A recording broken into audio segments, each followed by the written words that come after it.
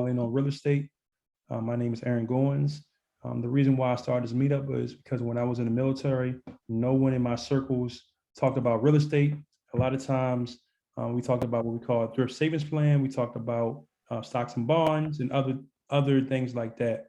And a lot of times people in the military, when they deploy and they come back, you see a lot more Dodge Chargers and pickup trucks on the road. So I want to start a meetup where people can learn all nuances of real estate and build generational wealth for them and their families. So I'm very, very excited for our guest speaker today, Ms. Detra Harris. How you doing, ma'am? Hi, thank you for having me, Aaron. I really appreciate your time and having me as a guest. Yes, ma'am. Yes, ma'am. So could you just tell the audience a little bit about yourself? Yes, I intend to do that. If I may share my screen, I'd like to start there. Is that okay? If I share my screen? Go ahead. Okay, right. Let's start there.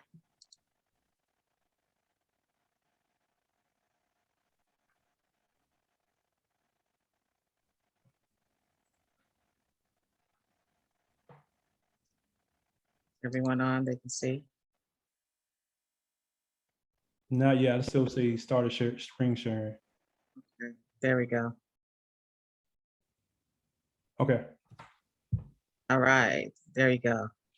So again, I just want to thank everyone that's participating, because I know how time goes and how valuable your times. And as real estate investors and real estate professionals, we have a lot on our plate. And so it gets really tough sometimes to schedule meetings such as this to do networking, but networking is really, really important. And I'm going to definitely tell you who I am. But first, I want to just give a small introduction to what I'll be speaking about, which is who's counting your money, which is related to real estate, and also building strong relationships, which is real estate is a real estate business. And so these are the things I'll be talking about, and I'll share with you exactly why I picked this particular topic. Before I go into any details of who I am, other than Detra Harris, I want to share with you the hats that I wear and the businesses that I am a part of. I'm the founder of these three organizations. However, I have to give credit to my team, those people that are volunteering, those people that are employed with us, my colleagues, my board of directors. They all help me to continue to build these three organizations. So it all starts with Strive Wealth Builders. We are a business club. We're RIA, similar to any RIA in any state that you look up. And if you look up California, you look for RIA, Real Estate Investment Association, you'll find us, Strive Wealth Builders, and we start this 8 years ago. There's a website there to the bottom of the illustration here that you can visit our website to learn more about us. But we specialize in working with real estate investors and helping our members increase their passive incomes, something that Aaron is very passionate about. He talked about building wealth in our communities. And I'll touch on a little bit about my story and who I am and why I decided to build Strive Wealth Builders along with my husband. I don't want to forget him. He's my rock. And we've started this organization 8 years ago here in San Francisco Bay Area. Our office is located in Albany, California. So we're just right next to Oakland, Berkeley, and then the next city over from us is Richmond, California, for those that are familiar with the Bay Area. So we believe in building great relationships and developing personal value, self-worth, and closing many deals. That goes hand in hand with the wealth builders that is in Strive. Second hat that I wear is I'm founders of Strive Real Estate. All three companies are separate entities. However, we're all related. So we all consider ourselves family, but there are three separate entities. Strive Real Estate is a privately held real estate investment firm, and our mission is to acquire and preserve investments that contribute to affordable housing advocacy and community redevelopment. I'm really, really big on affordable housing, and that puts me in the middle a lot of times as a landlord, as a property manager, as an investor, because I often participate in affordable housing platforms, and I get challenged often as a landlord because there are a lot of people that participate that may be renters or just kind of looking in from the outside, they consider us to be profiteers, and I'm far from that. Although money is very important. So I'm going to talk about that in a little bit. Lastly, our nonprofit organization is SWB Delivers Outreach Program. When we started Strive Wealth Builders, we definitely always had a community arm, meaning that we participate in several community events. And so what we've done most recently is formed a nonprofit organization so we can do our work under that nonprofit organization. And our services include housing placement, job and job training and job placement. It also includes financial literacy workshops and transitional housing and what we call community cabins for homeless people. So those are the things that we're passionate about. Now, STRIVE is an acronym which means sacrifice, truth, relationships, integrity, value, and education. And we rotate that in our club. That makes us really unique from other RIAs is we have two sides to our club. Was STRIVE is the personal development, which is very important to work on self. And then wealth building is creating wealth for you, for your community, and helping others to create wealth as well in real estate investing. Now, we definitely believe in diversifying your portfolio. So you may not only have real estate assets, but we also encourage you to look at other passive income streams as well. It may be business ownership, it may be stocks and bonds and other vehicles that you can gain passive income. I'm going to talk about relationships today. In the month of September, we talk about relationships. And so I'd like to share just some of our components of the relationship aspects that we talk about in our business club often as we rotate our principles. So my story is this. I'm born and raised in San Francisco and in the Bayview, Hunters Point area. And I was raised by my grandmother. My mother was a drug addict. And so early in my life, she wasn't really there.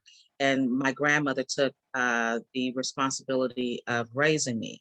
So, and also my grandmother was a heavy church member. So I had to go to church every Sunday and I couldn't wear pants until I was 13 years old and I had a really strict background. It was a requirement for me to contribute to the community. So we fed the homeless when I was little as I can remember. We always helped other people and provide meals for people. And I was always at the church. I was on the choir. I was a speaker, and I had to go to other churches and help with announcements and so on. So I grew up in the church, and that's where some of my comfort zone comes from, speaking to people and loving. And I just love people, and I love helping people, and that's just kind of my passion. That comes from my grandmother, as well as my aunts and my uncles and everyone, my cousins, and everyone shares a part in raising me. But predominantly, I lived with my grandmother, and then unfortunately, my mother passed away.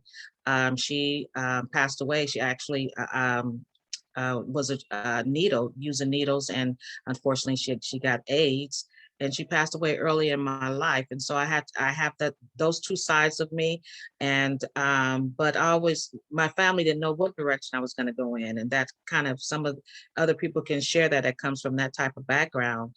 They didn't know if I would be successful or if I would go in the direction of using drugs, and so I decided early on, with the help of my grandmother, that I was going to take another direction.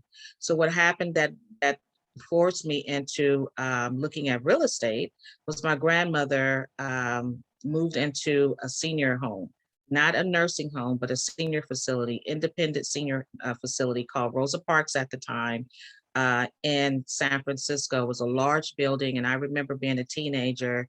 I had to move in with my aunt, and I lived in her living room all the way through high school. And my grandmother moved into this nursing home, not a nursing home, but a senior facility.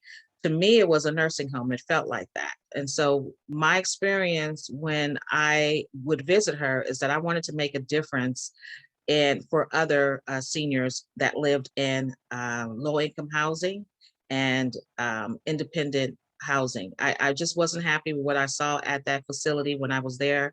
And I thought she was going there to pass away, and she actually did pass away in the facility. So that's when I was exposed to apartment living and low income housing. And I knew that I wanted to make a difference in that area. So my father has always been a part of my life, never lived with him, but he's always been a part of my life, and it has given me some support. And he encouraged me to go to college and to live a better life. And so that's what I did. So after I graduated from college and moved on, after I went to college, and then I started to look into real estate. And I met someone that was a broker, and I decided to get my real estate license many years ago, over 30 years ago. And I worked as a leasing agent, and I went into property management, and I started working for the housing authorities, Contra Costa County Housing Authority, Oakland Housing Authority.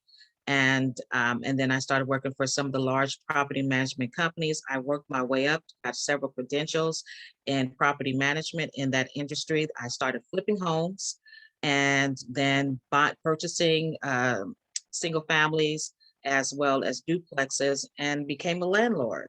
And the reason why I did that is because I wanted to make a difference, not only for me and my family, but for other people as well. We didn't talk a lot about money in my household, and some of you may share the same. I knew very little about credit, the importance of maintaining good credit. I knew very little about building wealth, about investing, and we just something we didn't talk about in my household. And so I made a lot of mistakes, because I had to learn on my own in some aspects. And so I started to look for mentors, and then I started joining um, meetups and other groups that could assist me to move forward and to just to live a better life in more detail. So some of the things that I want to share with you and is to who's your circle of influence. What I've learned is that is you are who you surround yourself around like-minded people. It's best that your circle of influence is successful, and that kind of rubs off on you too in a lot of ways.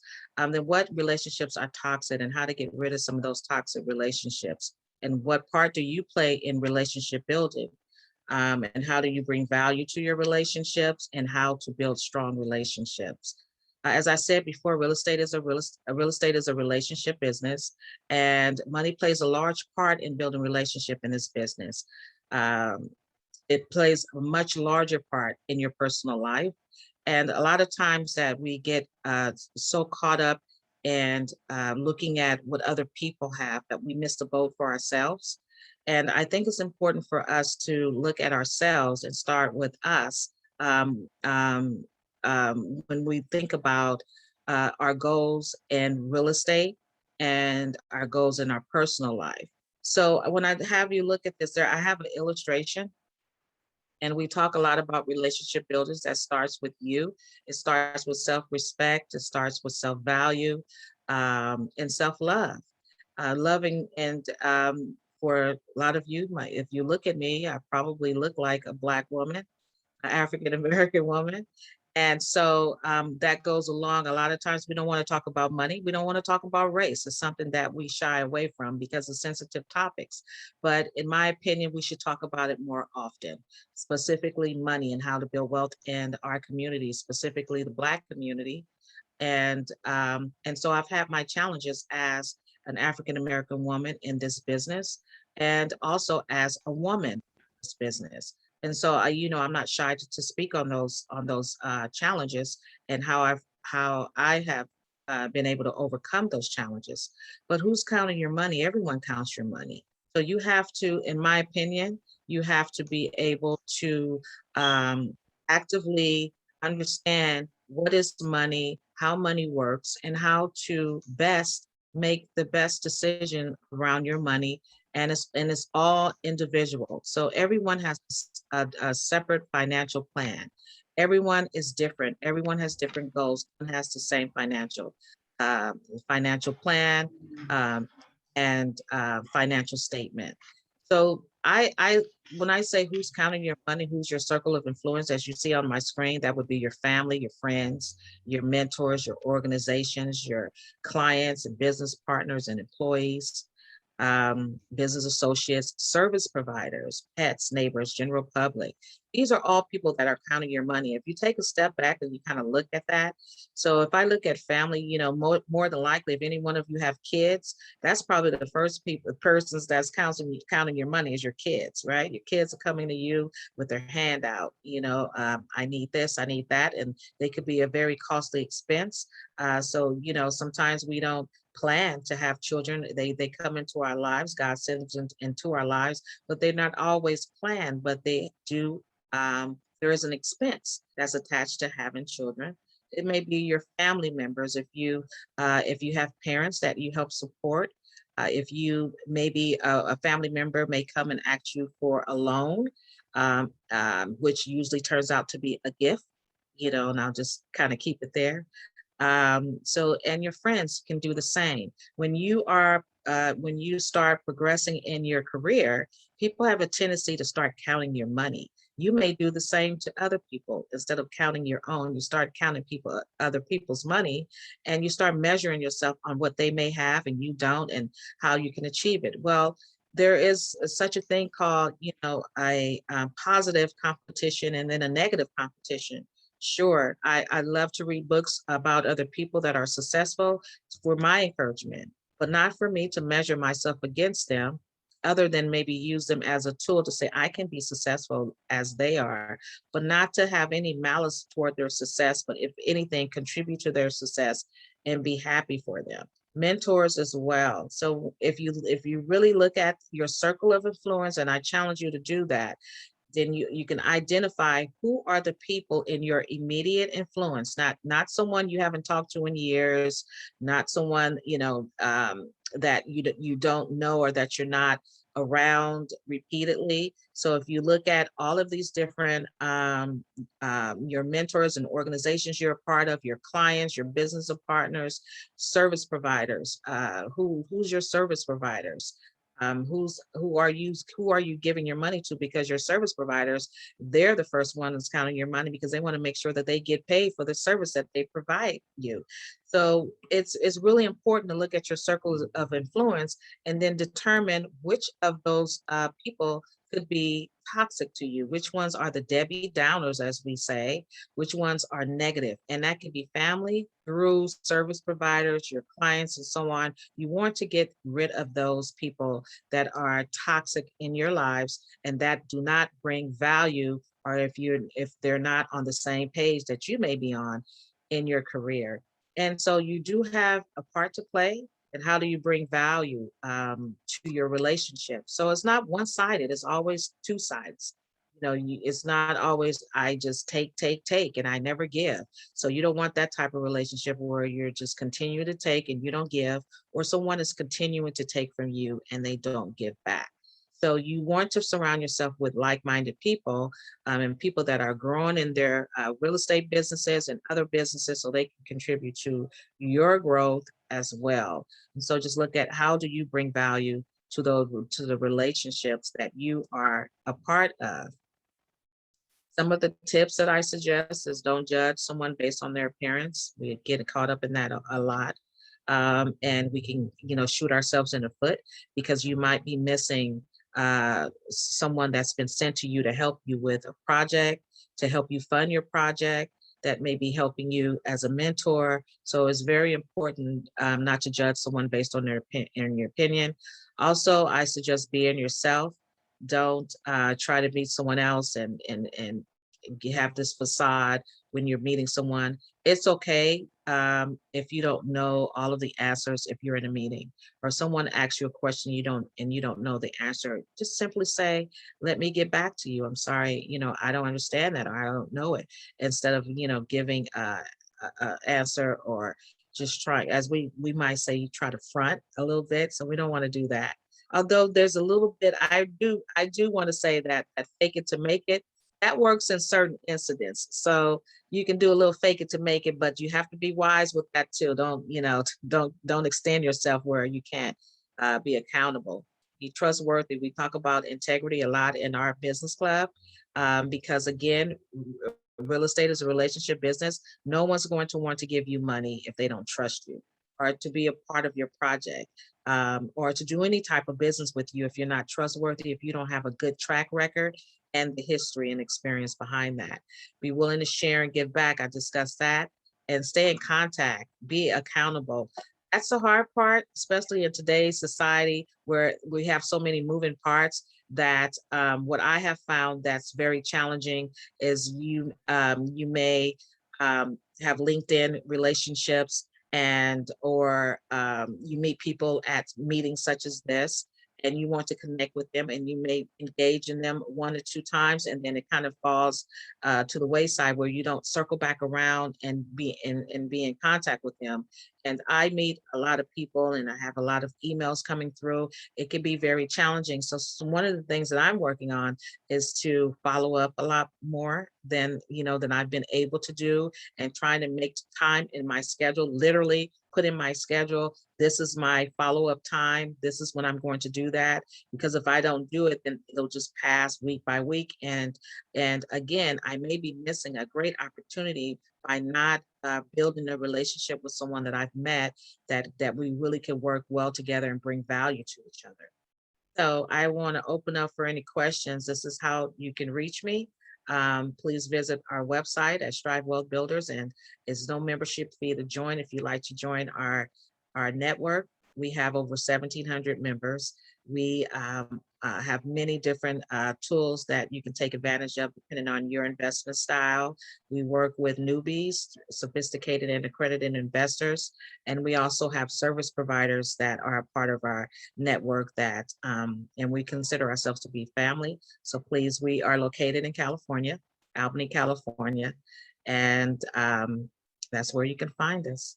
So I want to thank you again for having me, Erin, and I will open up the floor for any questions.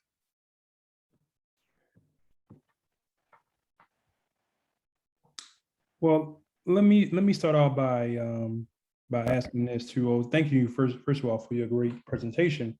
But number two is, we on here we talk about real estate a lot, but also you put the foundation of what you do, about your life and about your mom, your grandmother, and things like that. But was there anything, like any part in your life that said, you know what, real estate is going to be my foundation no matter what, I'm going to stick with this, and besides what I would do, I'm gonna stick with real estate? Yes, that was at 16 years old. I've never worked in any other industry other than real estate, literally. If you was to take real estate from me, I would be lost, because I've never worked literally in any other, maybe at 16, I was working at Human and Health Resources, downtown San Francisco, but that was in high school, and I think that was like a summer job. Once I found real estate, now I've jumped around in different industries in real estate, and you can do that because there's just so many different avenues in real estate, from property management, commercial management, as a real estate agent, as a commercial agent. So there are so many things in real estate. You can go into industrial. You can also go into mobile homes or storage facilities. There's so many different avenues in real estate that it just kept me busy. Also, real estate development. I don't want to, look over real estate development. So that was a passion for me. When, as an investor, flipping homes, if I have to say that's not my favorite real estate style, is flipping homes anymore. But I started with flipping homes, and then I moved into purchasing duplexes. And so I've been a landlord for many years. And then also when the market crashed, not only once, but the market's crashed a couple of times since I've been in this business, and I had to go and work for corporate America. So having property management experience allowed me to pick up a job fairly quickly. And then I moved in as a resident manager, and I was managing senior homes, and I lived on site, and I got that free unit. that helped me, save money. And because I was getting paid, I was getting a paycheck, and I also had free housing because I was the manager and I lived on site. Um, and so, real estate has really been uh, uh, a blessing for me in many ways. And also as a leasing agent, there was times that I had to work weekends because I needed to pay my bills, and I was a real estate agent, and I wasn't selling as many homes as I wanted to annually. So I started leasing apartments, and I would do that on the weekend. So I became a leasing agent. So there's so many ways and so many avenues that you can make money in this business in real estate. Um, this is my life. I can't see myself doing anything else. And now today, I'm able to provide housing to low income families, and to place homeless families into transitional housing. We have 2 apartment buildings in San Francisco that's dedicated to transitional housing. And so we literally take homeless people from their cars or from their tents, and we provide supportive services because some of them have health issues, some of them have mental health issues, they have substance abuse issues. So we guide them and give them resources to get the help that they need. And then we also house them, and we provide renters assistance and while we're working with them for 2 years to secure permanent housing. Um, and I have apartments in 5 different states, and we continue to grow, and it's just been a blessing. So I got a couple more questions. I'll definitely let attendees ask you. But what is your highlight of your real estate career so far? Um, my transitional housing and community cabinets. That's where my passion lies, for helping people. I believe housing is a human right, and but on the other side of that, as an investor, I look for cash flow, and I look for when I close a deal, I look for immediate cash flow, and I look for equity. So there's 2 sides to it. It's rewarding that I can help people secure housing, and it's very rewarding for me to help low income families that need housing. On the opposite hand, uh, what better business can I be in that I'm self-sufficient financially, and I've been able to build wealth through real estate investing. So yeah, the Okay. transitional housing program was a big milestone for us to it took us a while to be able to offer transitional housing, and especially here in California where the prices are just crazy high, and it's difficult to launch any type of real estate project here if you don't have deep pockets. And so that's one of the reasons why I started investing out of state, is because it just was difficult to raise $1-2 million for a project here. Okay. Um, so next question. I know we got some new people to real estate in the audience. What would be advice to somebody who's new into real estate? It depends on what's your passion. So when you say new to real estate, do you have an idea of what you want to do? Do you want to flip? Do you want rentals? For someone that's entering into this industry, I would say start small. If you're looking for cash flow, and you want to be a landlord, then start with a single family home or duplex. Start there, start small, get your feet wet, manage on your own for about 6 months, and before you decide to hire a property management company, because a lot of times it goes the opposite way, where a new investor will purchase their first property and hire a property management company, and then they don't know what the property management company job is. And so they can't give proper guidance to the property management company because they don't really know, what a property management company should be doing. And so they're at a disadvantage. Right, right. Okay, final question for me is, where are you going to next? Like, what is your goals for the future for you and your company? I would want to scale. So the largest community we have is 18 units, and I'd like to purchase 50 plus units. I do have a partnership. I'm a JV partner on two apartment buildings in Texas, Dallas, Texas, that are over 200 units. But I have a small percentage of ownership. And so what I am working on is to be able to purchase 50 to 100 unit apartment buildings. And so that's kind of next on my plate. Syndication, I'm not syndicating, and I will be moving into syndication. So do you already have people you have lined up already for syndication, or do you want me to introduce the people that you can help you along your path? Introduce me, please. Well, I have a network of, so I'm pretty much in a good position. I've laid the foundation. So because we have a pool of real estate investors from all level, so I can, we have a lot of investors that would love to, participate in our projects. But because of the SEC rules, I can't do that. So I have to, follow the SEC rules and accordingly and set it up accordingly. But yes, I'm always open to meeting new people and anyone that I can do business with.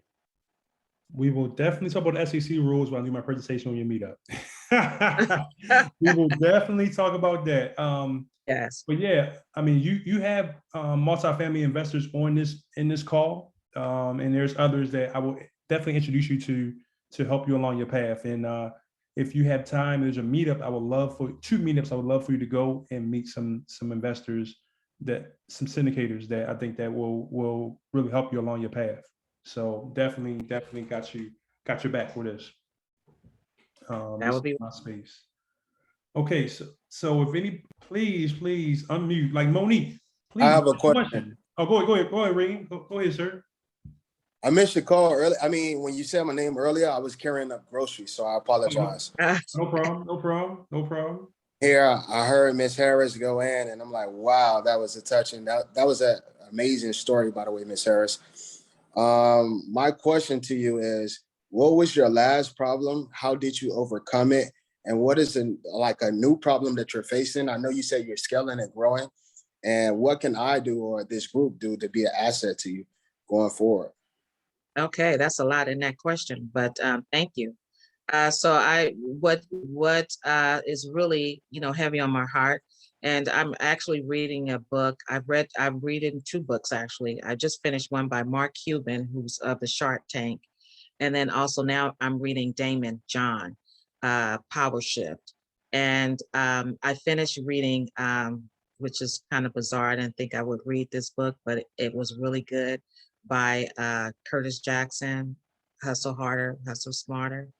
So in all those three books, they talked about the same thing that I'm going through most recently, and that's building strong relationships. Recently, one of my business partners, I want to be able to, say it correctly because, I can go off, took money from me, from the company, and unexpectedly.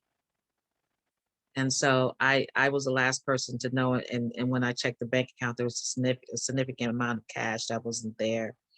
And so I've learned a lesson from that. So that's one of the challenges is trusting someone and building a great relationship with someone and building a partnership, and also making sure that they have the skill set that's going to accommodate you in your business.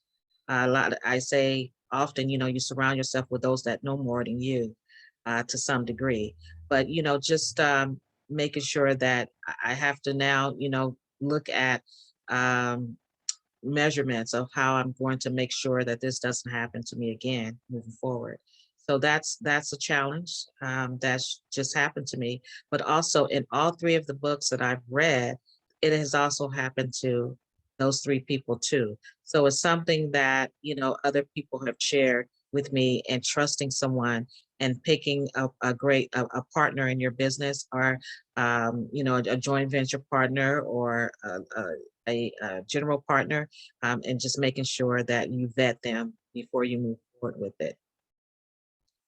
And then you have to remind me of the last one that you said. I know I said a lot there.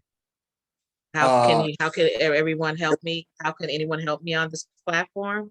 Yeah. So how could we be an asset to Yes. you? How could you be an asset to me?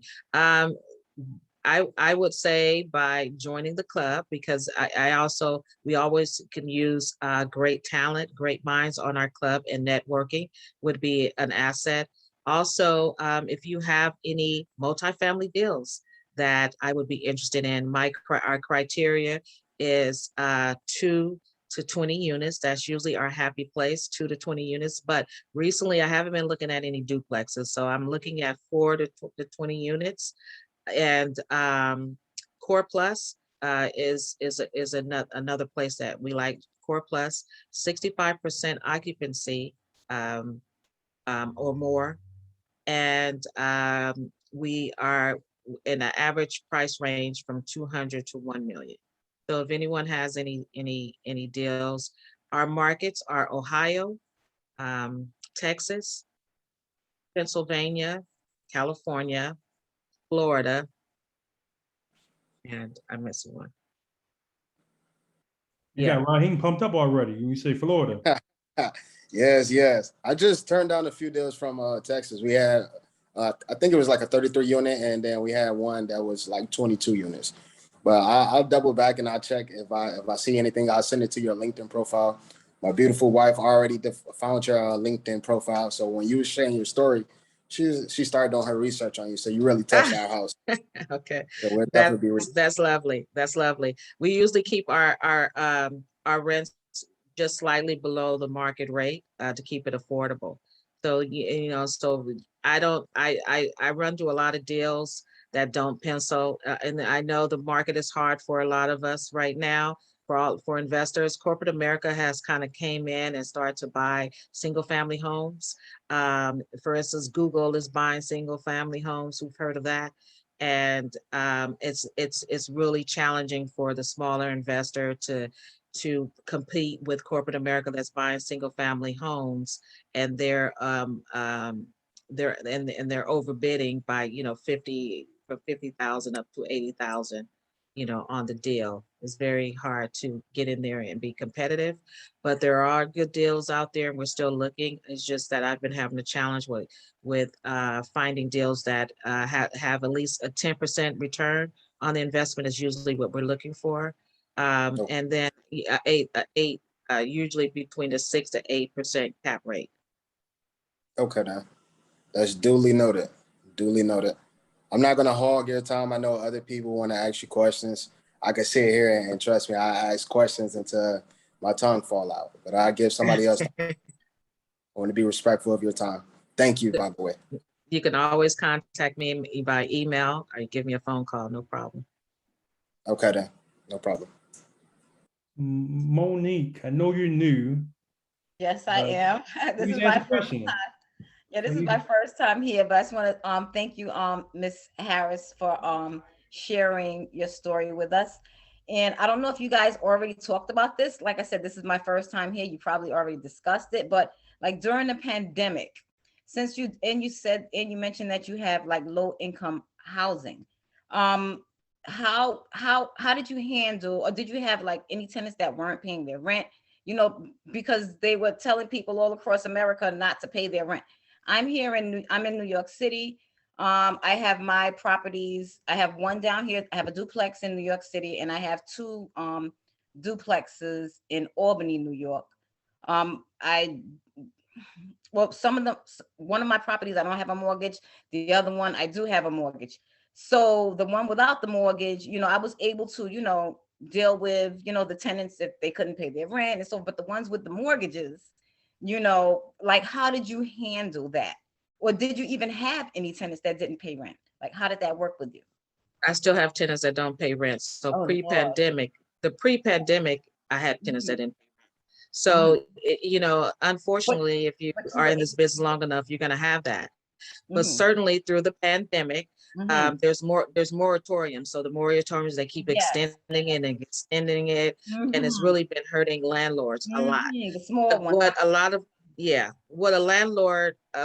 landlords were not aware of is their ability to retain some of those back rents through your state. So there's funds available in every state for landlords to receive back rent. Now, some states, when you go on their website, they require that the tenant sign the affidavit. Now, and there's certain rules for per state. For here in California, they've extended the moratorium through the end of September. And Biden has also, approved some other moratoriums to be extended in other states. And so there are guidelines, like you have to serve your tenants certain forms, and there are certain restrictions for them. For instance, they have to pay 25% of the balance due, and they have to prove that they can't pay rent. It was COVID related. As for instance, for our tenants, we asked for their employer to send us a letter saying, their hours were short, cut. And we've made payment arrangements with our tenants for those that, and I've been successful at that for payment arrangements. Now, the good news for subsidized housing, if you have Section 8 housing, is I haven't had any problems with the Section 8. And then I also have senior housing. They get fixed incomes. I haven't had any problems because they're able to pay their rent, and then are either the subsidies, they haven't stopped paying landlords the subsidies. So that's been an advantage for those that have low income housing or accept Section 8, which is a whole nother topic for Section 8. Some people shy away from it. I don't. I actually love Section 8 housing. Yeah, because I do have a couple of tenants that get the welfare. They get DSS. So that's that's something similar to Section 8. So they're coming. But some who lost their job, I thought they had essential jobs, and then they're telling me they lost their job. So I had, they should apply for renters assistance. So there's been billions of dollars that has been allocated to every state to help landlords as well as tenants with back rents. And a lot of landlords have not taken advantage of that. When we had that situation, we went to the website, we applied for it, we got our money in 30 days. And there's several people in my club that has done the same. So we sent out the links to our club members. This is where you go to get the money. You have your tenant sign it, and you get the money within 30 days. So the landlord can actually apply. You don't have to wait for the tenant to apply. Right. So the landlord can apply, the tenant has to sign the paper. You have to take it to your tenant. I have not had a tenant that have not signed that paper to get the money. So because tenants are taking advantage a lot. Because if you have, and forgive me for but if you have a deadbeat tenant that was deadbeat before the pre-pandemic, they just taken advantage of COVID-19. And yes, I've had that happen too. I had in Chicago, which I moved. We are no longer in Chicago.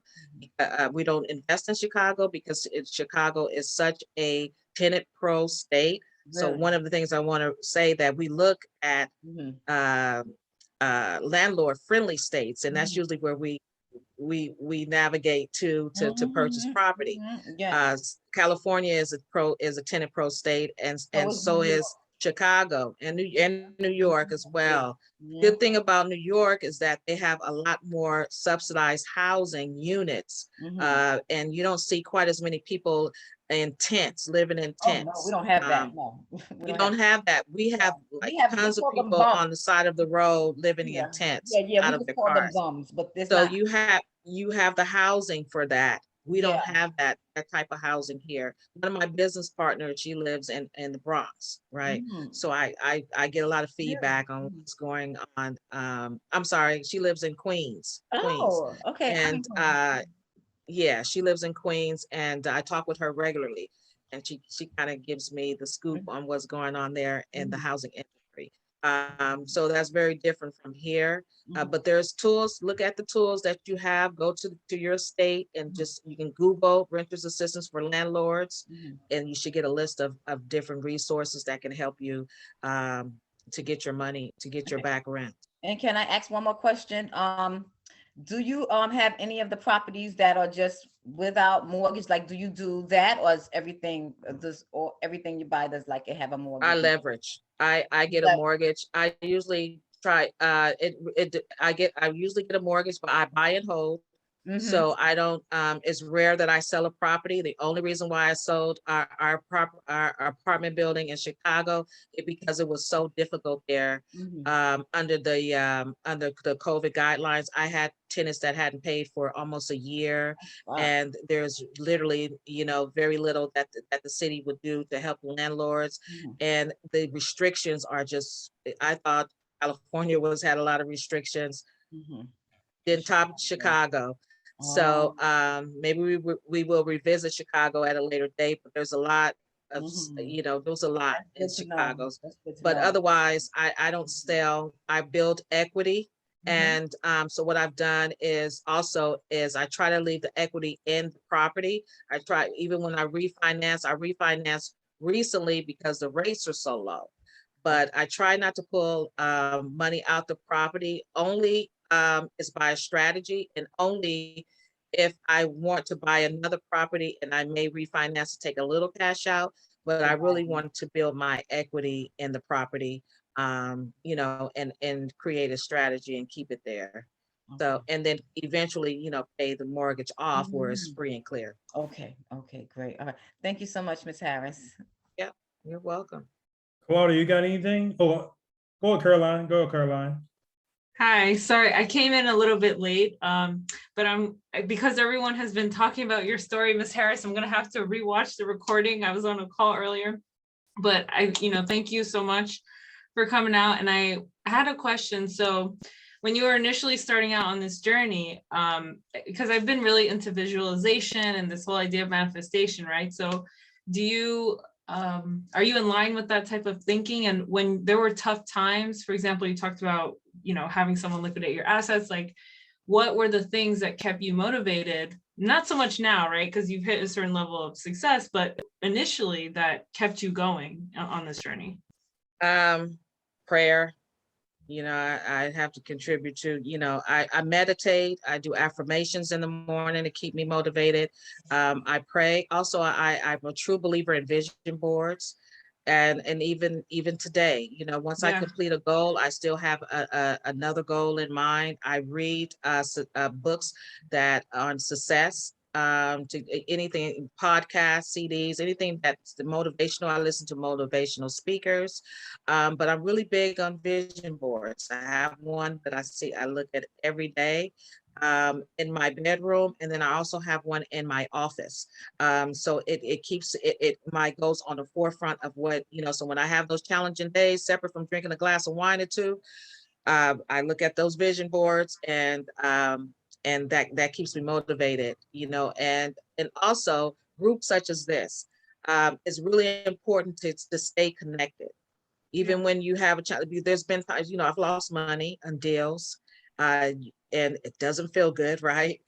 You make mistakes, and you may feel like you want to, this is not a good business for me. I'm just making too many mistakes. I'm losing too much money. But you have to stay positive, and one way to do that is to join or meetups like this. Have accountability partners, one or two other investors that you communicate with. If someone else is if your love is fix and flipping, find someone that's fix and flipping and go to their project. Stay around, and it keeps you motivated, and eventually you'll get back on track. You will fall short. That's part of life. You will make mistakes. It's going to be challenging. It's going to be hard days. So, you have to just keep going and knowing that you can do it and you can be successful. Thank you. I appreciate that. Go ahead, Claudia. I know you got a question. I know I do. So, like in your journey, have you had mentors or coaching? And if so, how did you select them? Like, did you, and have you ever paid sometimes it can get really expensive. Do you ever pay I don't know, like those fees that sometimes they charge? Yeah. So there's a lot of opportunities out there. You know, you can go to Bigger Pockets or Connected Investors, and you have all these different classes and that you can take. We do have a training that we offer through Renata's training. So we partner with them. Just in the last year, we partnered with Renata's training. Before I would bring in certain speakers to train for very little.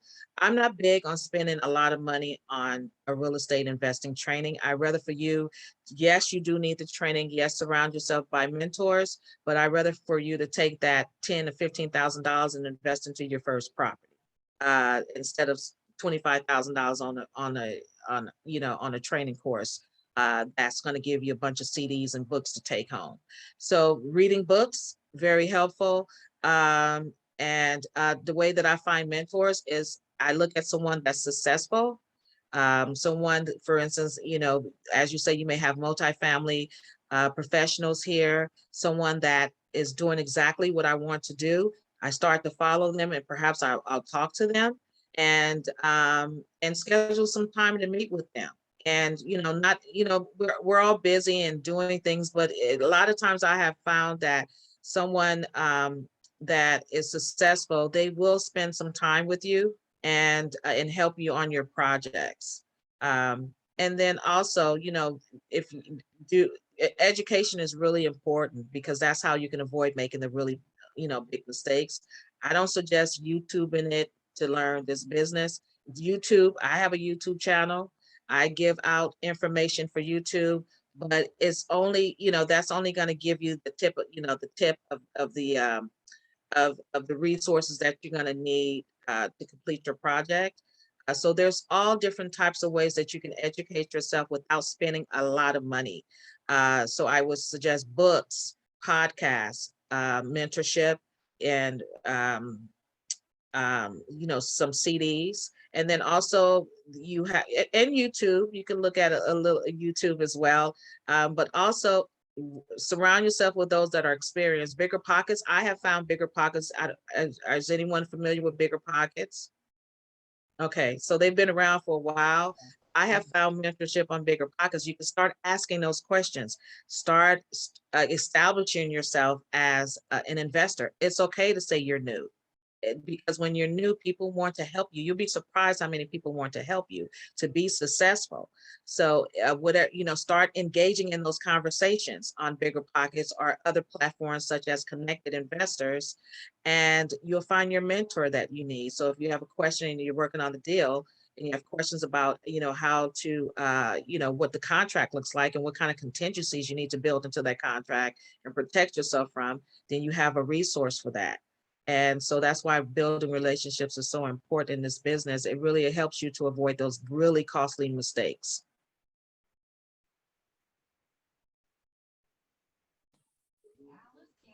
Can I ask one more question? Sure. Hi, Ms. Harris.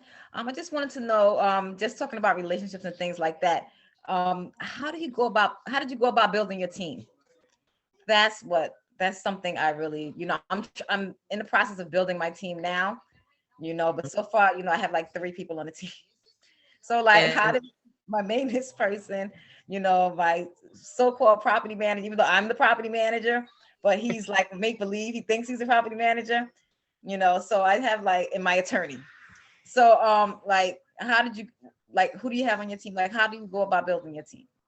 So building your team within your organization to help you just take care of business daily on your business. That could be a challenge.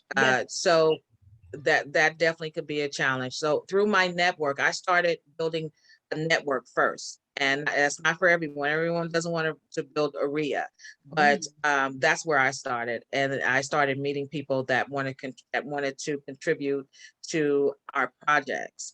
And then I branched out. So first I found a board, and I started with 2 or 3 people too. So we started meeting at restaurants. So I started with meetup, so similar to Aaron. That's where we started. I didn't have any other advertising or anything other social media platform.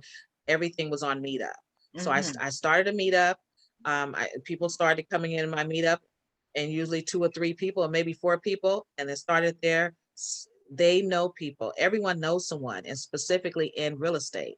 There's unlikely, and that's when I talk about your circle of influence. You can talk to your neighbor or to your cashier, to your favorite store. And if you say, hey, I'm a real estate investor, likely they know someone that is a contractor, a real estate agent, a handyman, an insurance person, an attorney, so you start to speak up and let people know what you do.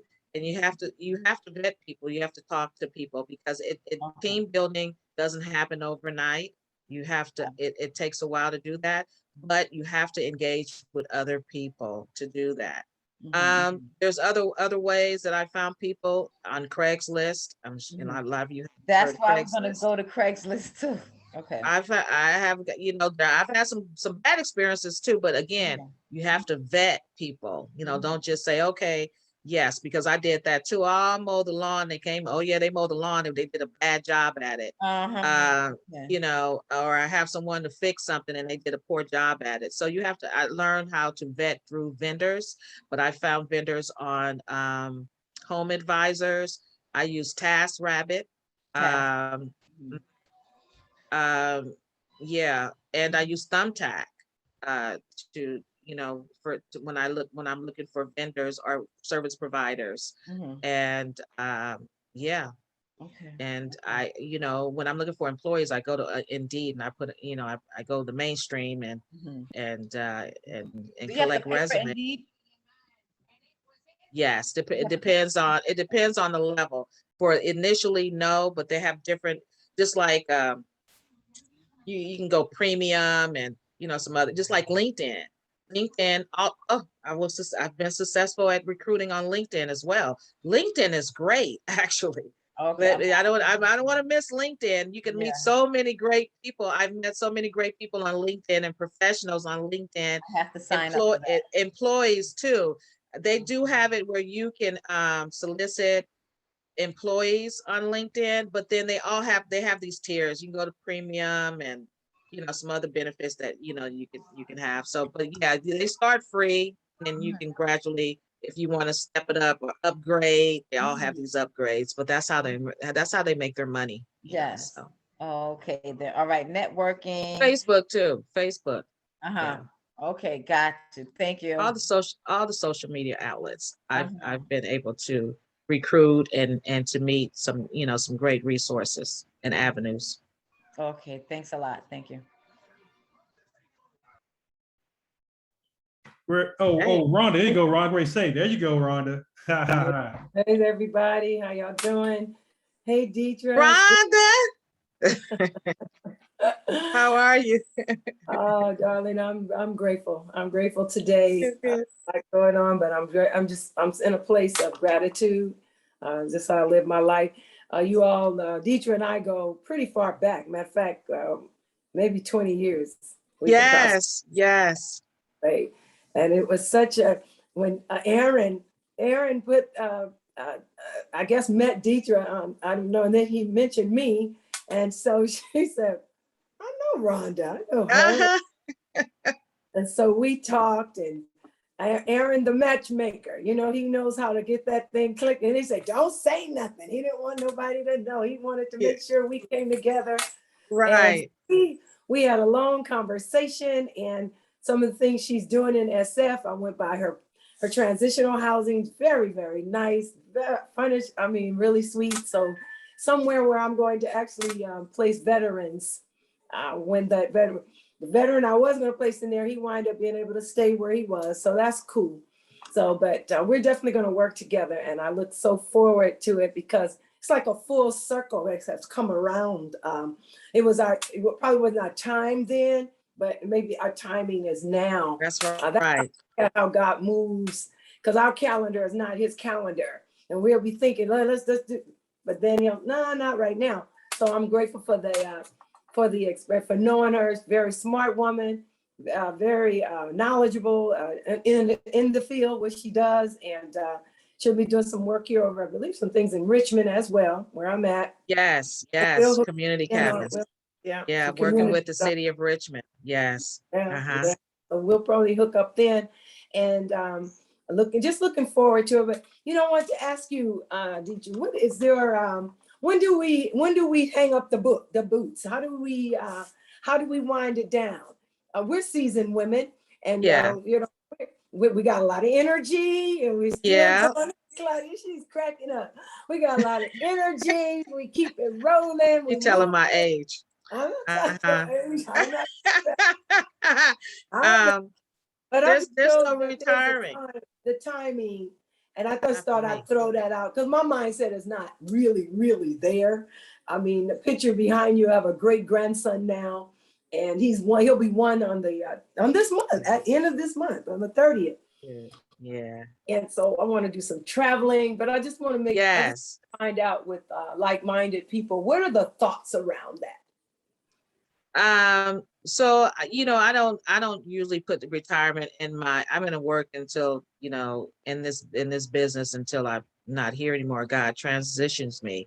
I think that, but do I have fun with life? Yes, that's what this is all about. That's why I'm building wealth, is so I can use some of that money to enjoy my life, so I can travel the world and help other people. And I don't have any grandchildren yet, but I hope to one day be a grandparent, and and be a part of my grandchildren's lives. And but traveling is something my husband and I look forward to. And then I'm just so business, but when we travel, that's a part of your business receipts, and that's your tax write-off, and so you have fun too. So so you incorporate all of that, and I get to meet great people in different places and different cultures and all of the above. And so I don't see myself retiring. I see myself working, because this is not work when you love it. So I love what I do, and I'm passionate about it. So it's not work, it's just life. And I have different goals. So, I see myself, and really, when I'm in my 80s and 90s, is helping other entrepreneurs in this business create their dreams.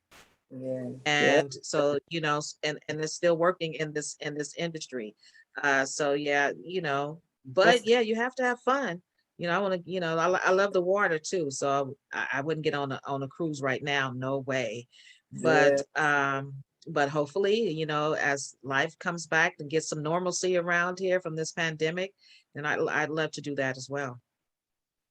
Yeah, I'm with you on that. I'm not even putting the word retirement. I may do some shifting, some paradigm shifting. There you go. Right. Yes.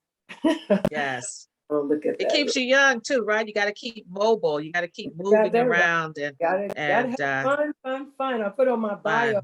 I love having fun, and laughing, because laughter. Yes. Yeah, we share that. Laughing. It's important, even through the hard times. Absolutely. And it's hard times right now for us all, for our economy. Our economy is a mess. I don't know, but I see it. I don't know. People say it's hard, but people are still yet buying property. People's wealth is growing. You get there's about $2 trillion out there that, according to opportunity zones, there are $2.2 trillion that investors want to invest in projects, good projects. So I'm like, okay. Yeah. Well, we're not broke. We've never been broke. There's money out there, and I hear a lot of new entrepreneurs that's in this business. One of their challenges: how do I get the money for down payment? Where am I going to get to start? How can I get 20%? Because you have to come up with 20% down typically, because it's an investment. It's different if it's your primary home. You can get that 3 to 5%. Usually with an investor, that's not happening. So you have to come up. So there's different ways that, then we have the mindset that the money is not there. Oh, the money is there. So if you may not have it in your bank account, then you partner with someone that can bring that money in, because you're right here online right now. We have, talented real estate professionals. Even if you're new and you don't have that down payment, well, you find a property, you got to do some sweat equity. You can't just say, hey, give me the money. You have to do the sweat equity, but you do that sweat equity, you find a property, you do the numbers, it works, you'll find an investor that's going to come in with you and that's going to partner. So, and I'm sure you can come up with $1,000 or so for your earnest money deposit, right? You might have to pay for the appraisal. You partner with someone, you get that deal done, and that gets you off the ground and get you set up for your next deal. That's right. Good. Yeah. I'll be talking with you. All right. One more question. One more question. Okay. Hi guys, I have a question. Hi, Marshall. Okay. Wait. How's it going? This is my first group. Really excited to be here. I know I was late, so I apologize. I was working. But I am really passionate about real estate, so I'm new to it. I've been doing a lot of research, and I'm interested to meet with you guys and see if you guys do this on a weekly basis, or kind of how often do you guys do this? I'd love to network with some of you guys. So yeah. Well, sir, we do this every week. This is every Thursday at 7 p.m. Eastern time. It's meetup. So I mean, we are welcome, and definitely we're gonna go to breakout rooms in a little bit, so you can meet others, get information, put your information in the chat so that we can all link up with you. And definitely, man. So you just let us know what you're interested in real estate, and we're definitely going to help you along your path. I think one thing about real estate is that more than any other entrepreneurship I've been in is that people want to help. People want to help you along your path. So welcome and welcome to this meetup. Thank you. Is anybody in the Seattle area? I am. You are? I'm Okay. Tacoma. All right. I'm just struggling with a lot of like the value around it. The prices are so high here. And so I'm just kind of trying to partner with people, get a deal or two. So yeah. Yeah, let's talk off afterwards, Marshall. I'll give you look me up on LinkedIn. And let's definitely connect and let's talk and see how I can help you out with your journey. And then I'll give you a couple of meetups around here as well in the area that you can go to. There probably won't be any in-person big meetups for the rest of the year. I just went to one recently, but it probably won't be in, but but we definitely can talk. And Greg, I was going to come on, Greg. I'm gonna ask you. You're the question guy, so you gotta ask a question, Greg. So don't put it in chat. Just ask the question.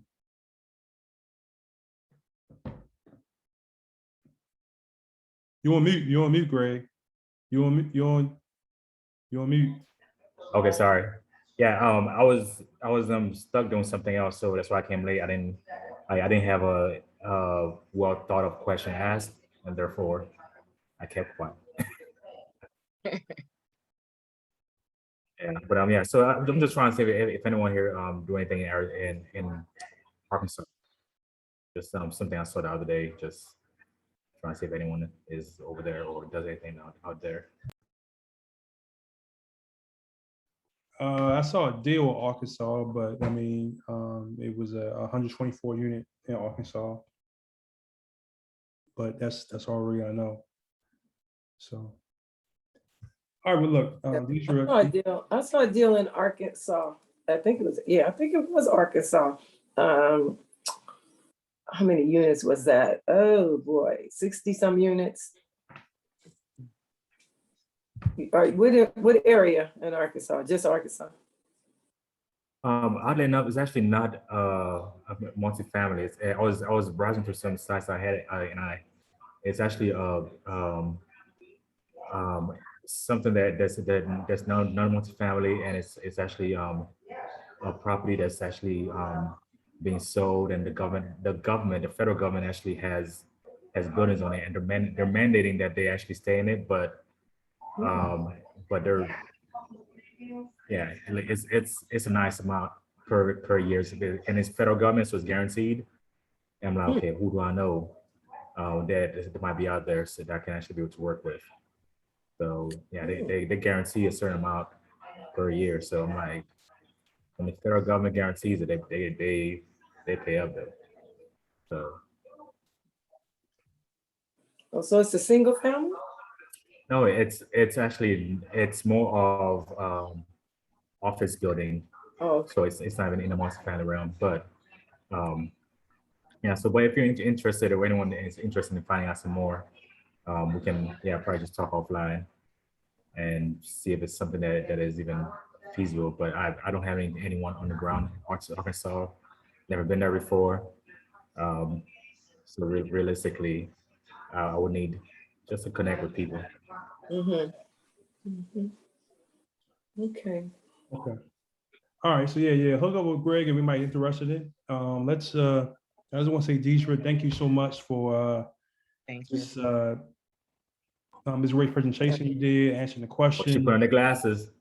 Thank you. Got to be able to see.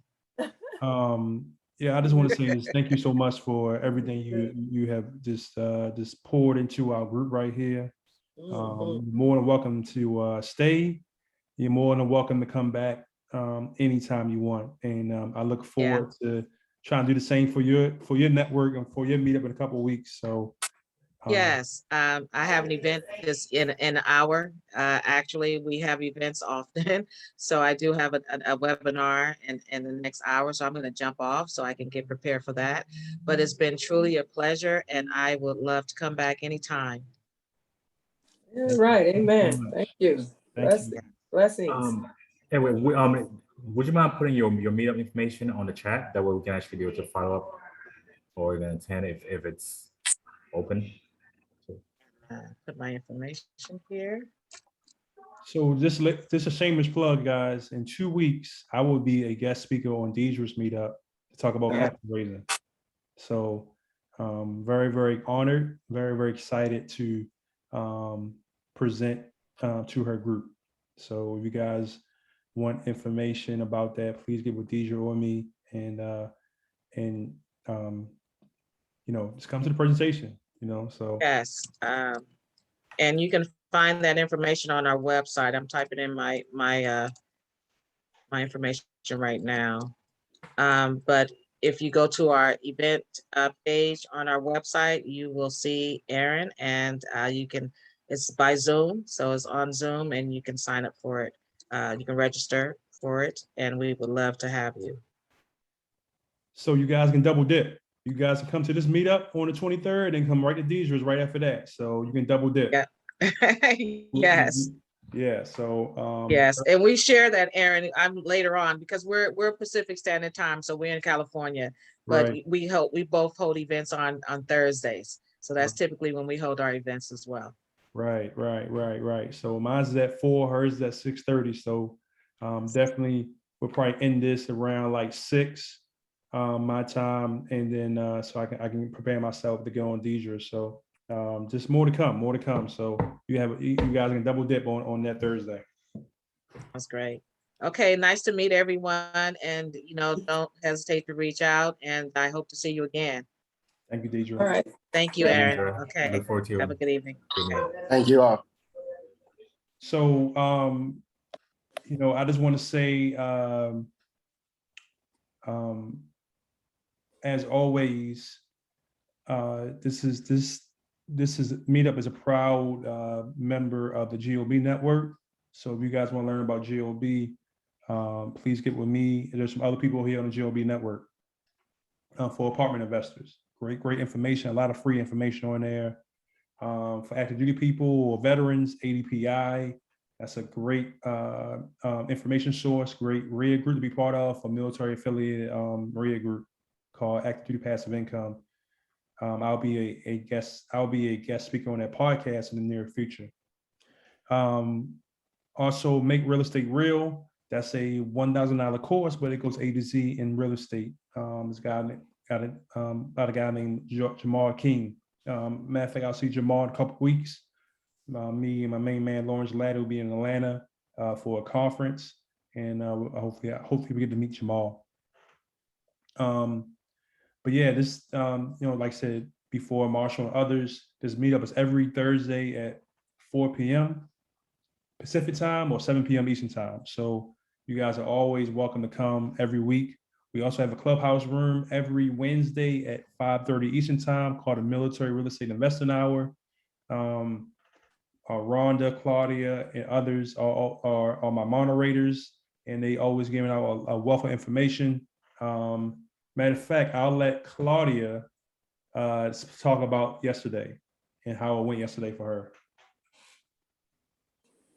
So like in real estate, there are so many different, things to focus on. Like you have like commercial real estate, apartments, small unit, multi-units.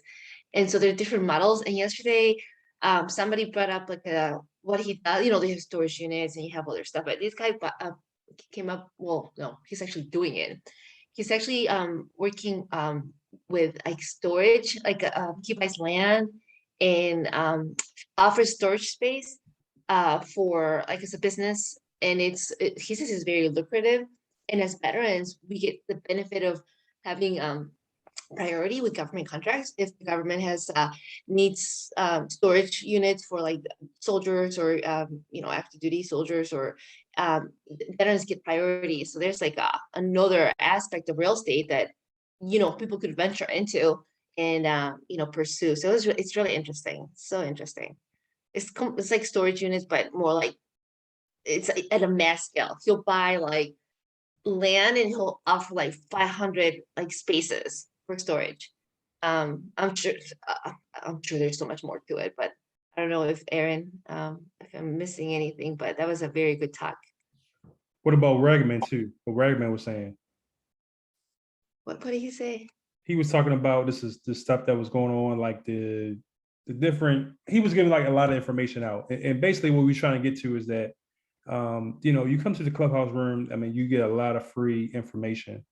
About investing, yeah, he was saying just regular investing. Right.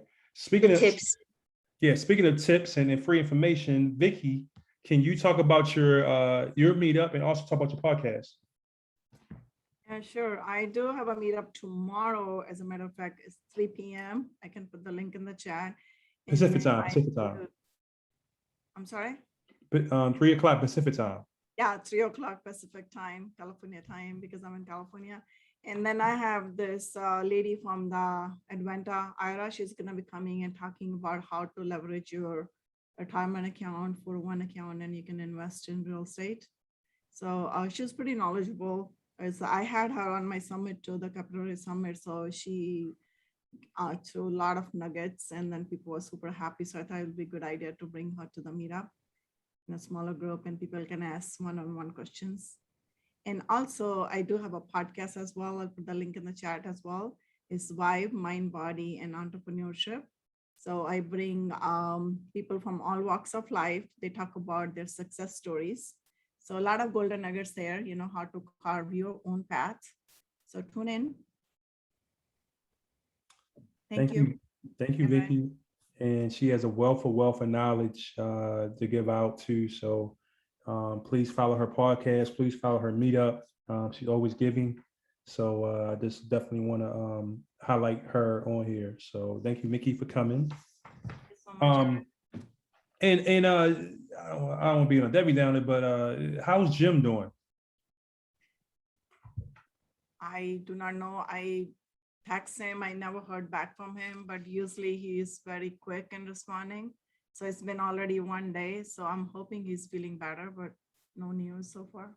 Yeah, Lucy had put, I guess somebody else told me Lucy put on the capital raising one that he wasn't feeling so well. So I was just like, man, prayers out to him.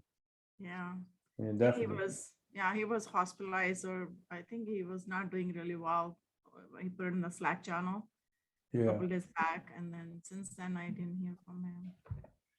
So what we're talking about is Jim Biggs, and we definitely want to say our prayers out to him for a speedy recovery. Jim is the founder of the GOB Network, and has been a awesome contributor to a lot of people and helped a lot of people out over the last year and beyond. So prayers out to Jim Biggs.